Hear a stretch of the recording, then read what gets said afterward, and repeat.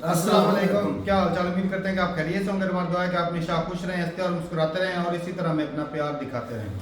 मैं हूं गुलजार मैं हुसैन। हूं तारिक महमूद। मैं मोहम्मद। तो आज हम जिस वीडियो पे रिएक्ट करने जा रहे हैं, वीडियो का टाइटल है पीएम मोदी विकास भारत संकल्प। तो देखते हैं भाई वीडियो और अपना रिव्यू कर देंगे। काउंट करते हैं 3 2 1 वीडियो स्टार्ट। नमस्ते सर। आदरणीय माननीय सर को मेरा बहुत बहुत नमस्कार, प्रधानमंत्री जी को, और मेरे 1,03,000 दीदी समूह की दीदियों की तरफ से भी आपको बहुत बहुत नमस्कार। कितने कितने कितने दीदी समूह? 1 लाख दीदी हमारे आजीविका मिशन में 1,03,000 दीदियां जुड़ी हैं, उनकी सबकी तरफ से आपको बहुत बहुत तो नमस्कार। आप ये 1,03,000 दीदी की लीडर हैं? नहीं सर, मगर हमारे जिले में है, समूह में है, हम सब संगठन में हैं एक।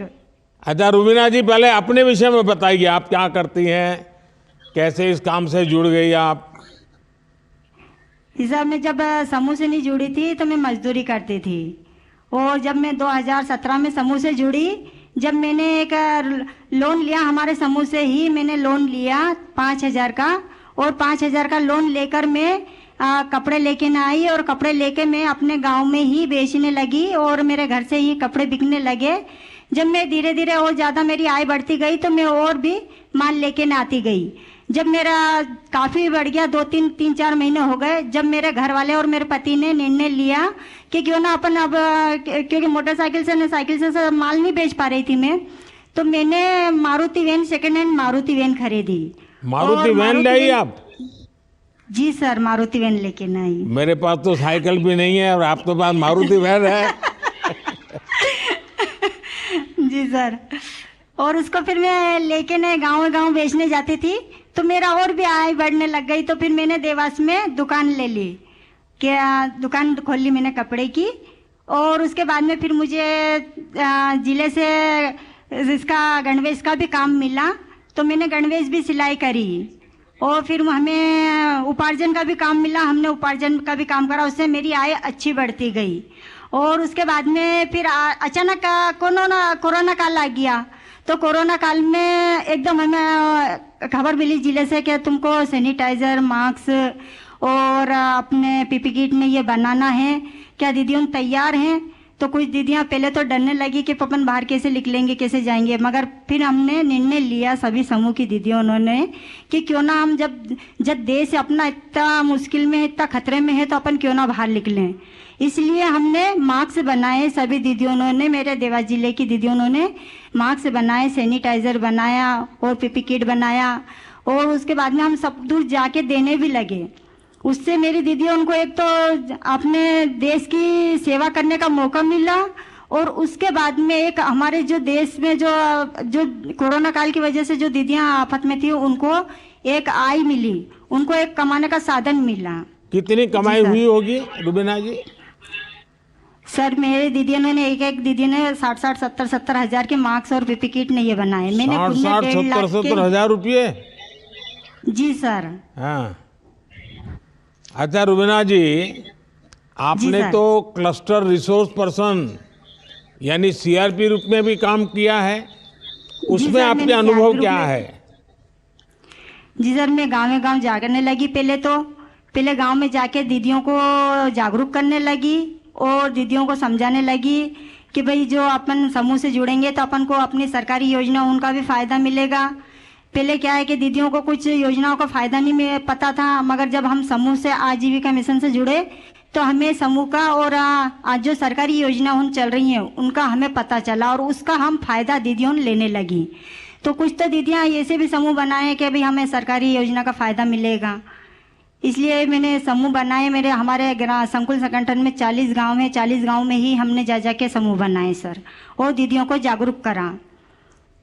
रुबीना जी, आपको जी सर। शायद पता होगा, मेरा एक सपना है, उस सपना पूरा करने में आप मेरी मदद करोगी? बिल्कुल सर, आपकी बिल्कुल मदद करेंगे कि हम हमारे देश को एक आत्मविश्वास, बहुत अच्छा वो बनाए देश। नहीं, लेकिन फिर काम बहुत करना पड़ेगा। आत्मनिर्भर आत्मनिर्भर देश बनाए सर। और जैसे हम आत्मनिर्भर बने हैं ऐसे ही हमारा देश पूरा सारी दीदियों अपने आप में आत्मनिर्भर बने और पूरा मेरा देश आत्मनिर्भर बने। अच्छा रुबीना जी, मेरी एक इच्छा ऐसी है जी कि मुझे आगे के कुछ समय में जी देश सर। भर में ये जो हमारी स्वयं सहायता समूह से जुड़ी हुई जो बहनें हैं, ये जो हमारी जी सब सर। दीदियां हैं, जी सर। उसमें से मैं कम से कम 2 करोड़ दीदी को जी सर। लखपति बनाना चाहता हूँ। जी सर, बहुत बड़ी बात है सर, हमारे लिए बहुत गर्व की बात है कि हम दीदियां मुझे लखपति बताइए, आप उसमें मेरी क्या मदद कर सकती हैं? आपके जिले में हम कितनी दीदी को लखपति दीदी बना सकते हैं? बने। मेरी तो ये इच्छा है कि मेरे सारे देश की दीदी लखपति बन जाएं। अच्छा आप तो बड़ा पॉलिटिकल जवाब देती है। वीके न्यूज, राष्ट्र के नाम। चलें जी, वीडियो खत्म हो गए। भाई साहब, ये लखपति दीदी जो प्रोग्राम चलाया ना, ये है ही कमाल का। इससे तो वो जिस तरह पूरे कंट्री को आत्मनिर्भर बनाना है ना, इससे हर लड़की, हर लेडी जो गांव में रहती, खास तौर पे जो गांव में लड़कियां रहती हैं, लेडीज जो सिर्फ घर के काम में ही लगी रहती हैं। 40 गाँव बताए। साफ ज़रा भाई कि अक्सर हमारे घरों में भी जो है वो कहते हैं हमारे से वो घर के काम हो जाए वही बड़ी बात है। बिल्कुल, घर के काम में सारा दिन गुजर जाता है। तो वो भाई उनको अगर पैसे लेने तो होते हैं तो भाई हमसे मांगने पड़ते हैं कि भाई हमें पैसे दो, जरूरत है। ये तो अपना खुद का चूल्हा और जला जब वो खुद से काम करेंगी, आत्मनिर्भर बनेंगी, भाई साहब हमारे ऊपर उनकी डिपेंडेंट है वो खत्म हो जाएगी। बिल्कुल, मोदी की कमाई का ये खुद फील होते हैं। इससे कंट्री को भी फायदा है और वो भी तगड़ी हो जाएंगी भाई साहब। उनको यार इस बीबी की ही बात कर लो आप। 5,000 वो कह रही थी 5,000 रुपया मैंने लोन लेके काम स्टार्ट किया था। घर से घर वो लेके फिर मैंने आगे काम बढ़ता दुकान पे पहुंच गई। भाई 5,000 से मैं ये सोच रहा हूँ कि पता नहीं 5,000 पता नहीं कितनी बड़ी रकम है। इतने तो उधर इंडिया का 5,000 इंडिया का 15,000 हो जाएगा। 15,000 से कौन सा वो कौन से भी थानों के साथ कपड़ा ले आएगी हुई ना, वो एक आधा थान लेके आई होगी और उससे कुछ 4 में ज्यादा बन गए, 5 के 7,000 बन गए, उससे और ले आई गवर्नमेंट ज्यादा कपड़ा हो गया और उससे और बढ़ता गया। आस्ता आस्ता कतरे से दरिया बनता है। थोड़ा काम बढ़ता गया, आज दुकान पे पहुंच गया अपनी मेहनत के साथ। लेकिन भाई साहब 5,000 लोन वाला जो सिस्टम मुझे बिल्कुल ना ऐसे समझ नहीं आया। सिर्फ 5,000 से बंदा ऐसे वो 5,000 का तो साइकिल भी नहीं मिलता भाई। ओ यार इधर निकल के साइकिल ही मिलता है। कपड़ा कितना वो कपड़ा कोई इम्पोर्टेड नहीं होगा। अच्छा भाई, हमारे पास जो सिलाई मशीन उसकी कीमत कम से कम 20,000 के करीब सिलाई मशीन की कीमत है। बिल्कुल है। वो दुकान के बाद उसने सिलाई मशीन ली है। और सिलाई तो नहीं है, जब दुकान बन गई उसके बाद मशीन की बात करो, उस वक्त उसके पास ज्यादा पैसे। भाई आपके पास सिलाई मशीन 400-500 रुपए की मिलती हो, जो ये लेडी उठी और ये भाई अपना काम चला लिया। तारक साहब उधर कपड़ा वो सस्ता लेके आई और बेचा भी उधर ही, जिस तरह उस तरह की ही आवाम रहती थी। वो इम्पोर्टेड बंदे नहीं थे जो उनके बिहार का कपड़ा था। उन्होंने उससे खरीदा कपड़ा जो घर में आकर दे रही थी। घर में काम बढ़ता गया, उसका दिन ब दिन बढ़ता गया, पैसा बढ़ता गया, वो दुकान तक पहुंची, फिर उसने सिलाई की मशीन ले ली। अब हो सकता है इससे आगे वो कदम बढ़ाती जाएगी। इंशाल्लाह एक दिन वो बिजनेसमैनों की तरह बन जाएगी। बन तो गई है, उन्होंने गाड़ी भी ले ली है। दो मोदी साहब कह रहे थे मेरे पास तो ये गाड़ी नहीं है। ये सोचो जो आप लेके बैठी हो। हमारे पास भी नहीं है भाई। तो बहुत अच्छी सोच है, लेकिन ये मिशन बहुत बढ़िया भाई। इससे ना जो खास तौर पे जो गांव में लोग रहते हैं ना, उनके लिए रोजगार मिल जाएगा। और 2 करोड़ उनको रोजगार देने भाई साहब, जब लोगों के पास पैसा होता है तो वो खर्च करते हैं। जब वो पैसा खर्च करते हैं, पैसे वो गवर्नमेंट के खाते में भी उसमें टैक्स जाता है। इसका फायदा गवर्नमेंट को भी, इकोनॉमी को भी मिलता है। अब ऐसे ही समझिए, ये लखपति जो दीदी है ना, ये एक स्टार्टअप ही समझ लें। हकीकत बात है, हकीकत है। तो ये भाई बहुत बढ़िया मिशन है। ये मोदी साहब की जो सोच है ना, 2 करोड़ दीदियों को लखपति बनाना। लखपति जब वो बनेगी, इकोनॉमी भी तो और बढ़ेगी। वैसे इमरान खान का इस हिसाब से देखा जाए तो आइडिया भी गलत नहीं। वो मुर्गियां दे रहा था, वो क्या दे रहा था? मुर्गियां फी बंदे को 20,000 रुपया, मतलब 50,000 रुपया दे रहा था नौजवानों को। और सस्ते कर्ज पे, भाई आपको जल्दी कर्ज भी नहीं देना पड़ेगा। लेकिन वो पता नौजवानों को किसको मिला भाई, हमें तो नहीं नहीं, काफी नौजवानों को मिला है, हमारे गांव के अंदर बंदों को मिला है, आज भी उन्होंने वापस नहीं किया।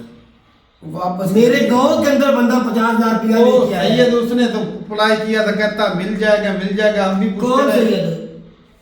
नासर। इसने नहीं किया, बच्चों को और है जिसको अच्छा मिला भाई, है, दूसरे लेके एक गया बंदे है। ने किया अप्लाई। 14,000 रुपया फी घर को देने लगे थे, वो भी मिल रहा था हमारे गांव में। आज अगर मिलता था, ये पीडीएम हुकूमत ने तरफ से बंद कर दिया। अब मैंने कल की वीडियो देख ली, मैंने खैबर पख्तूनख्वा में देखा है, परवेज खट्टर की पार्टी से है औरत, उसने सेहत कार्ड जो है ना, सभी को बुला के सेहत कार्ड को इस तरह 4 टुकड़े कर दिए कि हमको ये नहीं चाहिए, ये एक यहूदी ने किया है। ये सेहत कार्ड तो वैसे ये कार्ड से जो ये याद किया गया, ये एक यहूदी ने दिया था। ओ भाई आप ये देखिए, जिसको यहूदी बोल रहे उसको, उसने आपको इतना बड़ा रिलीफ दे दिया सेहत के बारे में। तो आज के दौर में पूरी दुनिया में सेहत के बारे में पैसा नहीं होता बंदे के पास, मरीज जैसे ऊपर मर जाता है पैसे के बिना पे।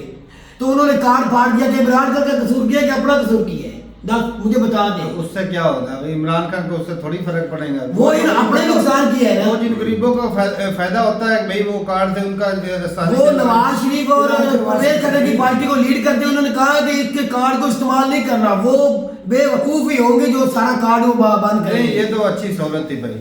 तो ठीक है भाई, अपनी राय जरूर बताइएगा कमेंट सेक्शन में। मिलते नहीं वीडियो के साथ, तब तक के लिए इजाजत दें। अल्लाह। अल्लाह।